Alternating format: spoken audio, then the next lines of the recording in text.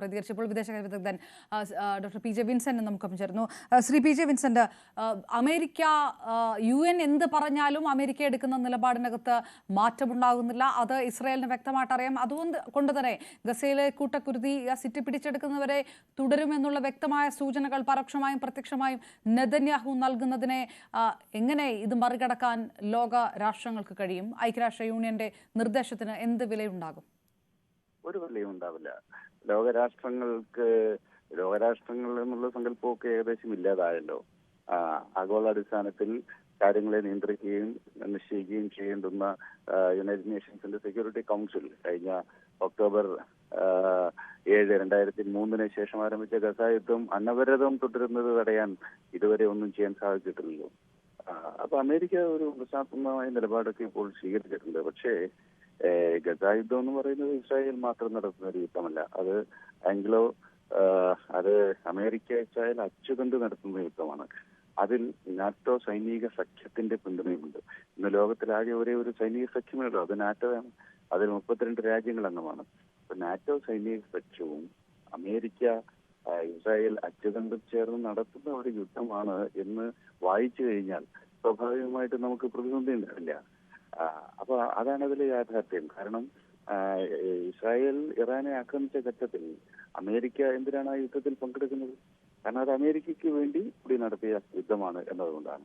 അതുപോലെ തന്നെയാണ് ഗസ യുദ്ധത്തിൽ ഇപ്പോൾ അമേരിക്കൻ താല്പര്യങ്ങൾ ഉൾച്ചേർന്നിട്ടുണ്ട് എന്നതുകൊണ്ടാണ് ഇസ്രായേലിന്റെ ഈ ജിനോസൈഡിനെ പ്രകടമായിട്ട് ലോകത്തെമ്പാടും നടക്കുന്ന പ്രതിഷേധങ്ങളുടെയൊക്കെ പശ്ചാത്തലത്തിൽ ഇസ്രായേൽ റെസ്ട്രെയിൻസ് പാലിക്കണം, അടിയന്തരമായി വെടിനിർത്തൽ കൊണ്ടുവരണം എന്നൊക്കെയുള്ള ചില ഒഴുക്കൻ പ്രസ്താവനകൾ നടത്തുന്നതിനപ്പുറം തൃണമൂല തലത്തിൽ കാര്യങ്ങൾ യാഥാർത്ഥ്യമാക്കാൻ പറ്റുന്ന, വെടിനിർത്തൽ യാഥാർത്ഥ്യമാക്കാൻ പറ്റുന്ന, ബന്ദികളുടെ മോചനം യാഥാർത്ഥ്യമാക്കാൻ പറ്റുന്ന, ഗസൽ ജനതയുടെ 23 ലക്ഷം വരുന്ന മനുഷ്യരുടെ ദുരിതം അകറ്റാൻ പറ്റുന്ന മൂർത്തമായ നടപടികളൊന്നും അമേരിക്കൻ പക്ഷത്തു നിന്ന് ഉണ്ടാകുന്നില്ല എന്നതാണ് യാഥാർത്ഥ്യം. പക്ഷെ ഇപ്പോഴത്തെ ഒരു അവസാനത്തെ ഒരു സാഹചര്യം ഏകദേശം 4 ലക്ഷത്തോളം മനുഷ്യർ ജീവിതത്തിനും മരണത്തിനും ഇടയിൽ കുടുങ്ങിക്കിടക്കുന്നു ഗസ സിറ്റിയിലെ കരയുദ്ധം ആരംഭത്തിന് ശേഷമുള്ള സ്ഥിതി അത്യന്തം ദയനീയമാണ്. അതുകൊണ്ട് പുതിയ രൂപത്തിലുള്ള വിമർശനങ്ങൾ വരുന്നുണ്ട്. യൂറോപ്യൻ യൂണിയൻ വ്യത്യസ്തമായ നിലപാട് സ്വീകരിക്കുന്നുണ്ട്. ചൈനയും ഇക്കാര്യത്തിൽ അടിയന്തര യുദ്ധം അവസാനിപ്പിക്കുന്നത് സംബന്ധിച്ചുള്ള നിലപാട് സ്വീകരിച്ചു വരുന്നുണ്ട്. അതുകൊണ്ട് ഈ യുദ്ധം തുടങ്ങിയതിനു ശേഷം ഇപ്പോൾ ഒരു ആഗോള സമ്മർദ്ദം എന്ന് പറയാവുന്നത് കൂടുതൽ പ്രകടമാണ്, ശക്തമാണ്. രാജ്യങ്ങളിലും ജനതകളും ഈ ജിനോസൈഡിനെതിരെ രംഗത്ത് വന്നിട്ടുണ്ട്. പക്ഷേ ആത്യന്തികമായ ഇക്കാര്യത്തിൽ ഒരു നിർണായകമായ സ്വാധീനം ചെലുത്താൻ കഴിയുന്നത് അമേരിക്കയ്ക്കാണ്. ആ ഒരു സമീപനം അമേരിക്കയുടെ ഭാഗത്തു നിന്നുണ്ടാവുന്നില്ല എന്നിടത്താണ് ഇസ്രായേലിന് നിരന്തരമായി ഈ ആക്രമണം മുന്നോട്ട് കൊണ്ടുപോകാൻ പറ്റുന്ന നൈതികവും സൈനികവും സാമ്പത്തികവുമായ സാഹചര്യം ഉണ്ടാവുന്നത്. യഥാർത്ഥത്തിൽ അമേരിക്കൻ ആയുധങ്ങളും അമേരിക്കൻ പണവും അമേരിക്കയുടെ തന്ത്രപരമായ പിന്തുണയും ചേർന്നിട്ടാണല്ലോ ഈ യുദ്ധത്തെ മുന്നോട്ട് കൊണ്ടുപോകുന്നത്. അതല്ലെങ്കിൽ ഇസ്രായേൽ എന്നെ ആഗോള രംഗത്ത് നിന്ന് പൂർണ്ണമായും ഒറ്റപ്പെടുമായിരുന്നു. അപ്പോൾ ആ ഒറ്റപ്പെടൽ ഇല്ലാതിരിക്കുന്നതിനും അവർക്ക് സാമ്പത്തിക സൈനിക ആയുധ ബലം അത് നിരന്തരമായി ലഭിക്കുന്നതും അമേരിക്കയുടെ പിന്തുണ കൊണ്ട് മാത്രമാണ്. അതുകൊണ്ട് ഇക്കാര്യത്തിൽ യഥാർത്ഥത്തില് മൂർത്തമായ ഒരു പോളിസി, ഒരു നയം അമേരിക്കയുടെ ഭാഗത്തു നിന്ന് ഉണ്ടാവേണ്ടത് അനിവാര്യമാണ്. അതുണ്ടായെങ്കിൽ മാത്രമേ ഈ യുദ്ധം അടിയന്തരമായി അവസാനിപ്പിക്കാൻ സാധിക്കുള്ളൂ.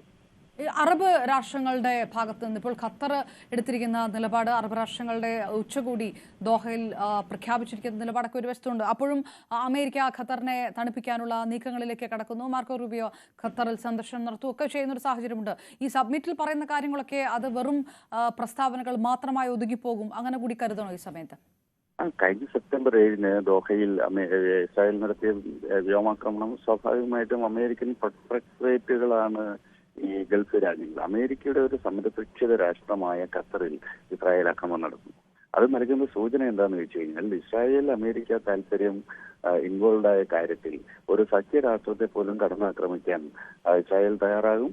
അതിന് അമേരിക്ക എതിരായ നിലപാട് സ്വീകരിക്കില്ല എന്നുള്ളതാണ്. മാർക്കോ റൂബിയോ ഇസ്രായേലിലെത്തിയിട്ട് ഇസ്രായേലിന് പിന്തുണ കൊടുക്കുകയും ഖത്തറിനോട് ഇക്കാര്യത്തിൽ അതിര് കവിഞ്ഞ് നടപടികൾ സ്വീകരിക്കരുത് എന്ന് ആവശ്യപ്പെടുകയാണ് ഉണ്ടായത്. എന്നാൽ അതിന്റെ തുടർച്ചയായിട്ട് ഇസ്ലാമിക അറബ് രാജ്യങ്ങളുടെ കോൺഫറൻസ് ചേർന്നു. GCC രാജ്യങ്ങൾ ഒരു സൈനിക സഖ്യം ആയി പ്രവർത്തിക്കാനും ഒരു യൂണിഫൈഡ് കമാൻഡ് ഉണ്ടാക്കുവാനും സംയുക്ത സൈനിക അഭ്യാസം നടത്താനൊക്കെ തീരുമാനിച്ചു. സൗദിയും പാകിസ്ഥാനും തമ്മിൽ ഒരു പ്രതിരോധ കരാർ ഇപ്പോൾ ഒപ്പുവെച്ചിരിക്കുന്നു.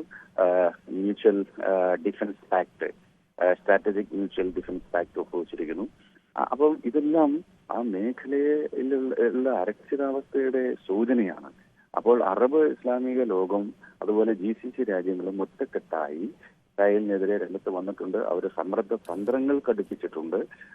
അതുപോലെ ICCയിൽ, ഇന്റർനാഷണൽ കോർട്ട് ഓഫ് ജസ്റ്റിസിലെ ICJയിൽ കേസ് ഫയൽ ചെയ്തിട്ടുണ്ട് ബെഞ്ചമിൻ നെതന്യാഹുവിനെതിരായിട്ട്. അപ്പോൾ അതിൽ ഇസ്രായേലിനെതിരായിട്ട് അവരെ ഈ വംശീയ ഉന്മൂലന കുറ്റകൃത്യങ്ങൾ, ക്രൈം അഗൈൻസ്റ്റ് ഹ്യൂമാനിറ്റി അടക്കമുള്ളത് ഉൾപ്പെടുത്താൻ വേണ്ടിയിട്ടുള്ള ശ്രമം നടക്കുന്നുണ്ട്. പക്ഷെ ഇതൊക്കെയാണെങ്കിലും തന്ത്രപരമായി ഒരു സമ്മർദ്ദം ചെലുത്താൻ സാധിക്കുമെങ്കിലും അവർക്കത് എത്രമാത്രം മുന്നോട്ട് കൊണ്ടുപോകാൻ സാധിക്കുമെന്ന കാര്യം സംശയമാണ്. ഓക്കെ, വളരെ നന്ദി. ഡോക്ടർ PJ വിൻസെന്റ് കൂടിയാണ് പ്രതികരിച്ചത്. MJ മിഥുനിലേക്ക് വീണ്ടും. മിഥുൻ, ഇസ്രയേലിനെതിരെ ഉപരോധത്തിലേക്ക് കടക്കാൻ യൂറോപ്യൻ യൂണിയൻ ഒരുങ്ങുന്ന ഒരു സാഹചര്യം, അപ്പോഴും ഈ കൂട്ടക്കുരുത്തിൽ നിന്ന് പിന്മാറില്ല എന്ന നിലപാട് എടുക്കുന്ന ഇസ്രയേൽ ഇനിയും എടുക്കും 2 മാസവും ഈ ഇസ്രയേൽ ഉദ്ദേശിക്കുന്നത് പോലെ കസസിറ്റി പിടിച്ചെടുക്കാനാണെങ്കിൽ. അപ്പോൾ എത്രയാകും ഈ മരണസംഖ്യ എന്നുള്ളത് ആലോചിക്കുന്നതിനും അപ്പുറമായിരിക്കും. ആ നിലയിലേക്ക് കാര്യങ്ങൾ പോകുന്നു എന്ന് വിലയിരുത്തണോ ഈ നിമിഷത്തിൽ? അപർണ, അങ്ങനെ കരുതാതിരിക്കാൻ വയ്യ എന്നുള്ളത് തന്നെയാണ്. കാരണം ഈ ഇസ്രായേൽ സേന പറയുന്നത് 2 മുതൽ 3 മാസത്തോളം സമയം വേണ്ടിവരും ഇത് പൂർണ്ണമായും നിയന്ത്രണത്തിലാക്കാൻ എന്നുള്ളത് തന്നെയാണ്. കരയുദ്ധം അത്രത്തോളം നാൾ വേണ്ടിവരും എന്നുള്ളതാണ് അവർ പറഞ്ഞു വെക്കുകയും ചെയ്യുന്നത്. എന്തായാലും ഓരോ ദിവസവും ഈ ആക്രമണത്തിൻ്റെ തോത് വർദ്ധിക്കുകയാണ് എന്നുള്ളത് തന്നെയാണ്. കൂടുതൽ ടാങ്കറുകൾ എത്തുന്നു. നേരത്തെ 20,000-ഓളം സേനാ അംഗങ്ങളായിരുന്നു ഈ ഒരു നടപടിക്കായി അല്ലെങ്കിൽ ഈ ഒരു ആക്രമണത്തിനായി ഇസ്രായേൽ നിയോഗിച്ചിരുന്നുവെങ്കിൽ കൂടുതൽ സേന ഇവിടേക്ക് വരുന്നു എന്നുള്ളത് തന്നെയാണ്. കിഴക്കൻ മേഖല നേരത്തെ തന്നെ പൂർണ്ണമായും സേനയുടെ അധീനതയിലാണ്. അങ്ങനെ പ്രതിദിനം കൊല്ലപ്പെടുന്നവരുടെ എണ്ണവും കൂടി വരികയാണ്. കഴിഞ്ഞ 4 ദിവസത്തിനിടെ ഒരു ദിവസം വെച്ച് 50-ന് മുകളിൽ ആളുകൾ കൊല്ലപ്പെടുന്നുണ്ട് എന്നുള്ളതാണ്. ഇതിൽ കുട്ടികളും ഉൾപ്പെടുന്നുണ്ട് എന്നുള്ള ഏറ്റവും ദുഃഖകരമായിട്ടുള്ള വാർത്തകൾ കൂടി ഉണ്ട് എന്നുള്ളതാണ്. ഈ പലായനം ചെയ്യുന്നവരിൽ നിറഞ്ഞ് തെക്കൻ ഗാസ എന്നുള്ളതാണ്. താൽക്കാലിക കൂടാരങ്ങളിൽ കഴിയുന്നത് 10,000-ങ്ങളാണ് എന്നുള്ളതാണ്. അതുകൊണ്ട് തന്നെ അവിടെ കഴിയാൻ പറ്റാത്ത സ്ഥിതിവിശേഷം, ഒപ്പം തന്നെ ഭക്ഷണമോ വെള്ളമോ പ്രാഥമിക സൗകര്യങ്ങളോ ഇവിടെ ഇല്ല എന്നുള്ളതാണ് മറ്റൊരു വെല്ലുവിളിയായി ഉള്ളത്.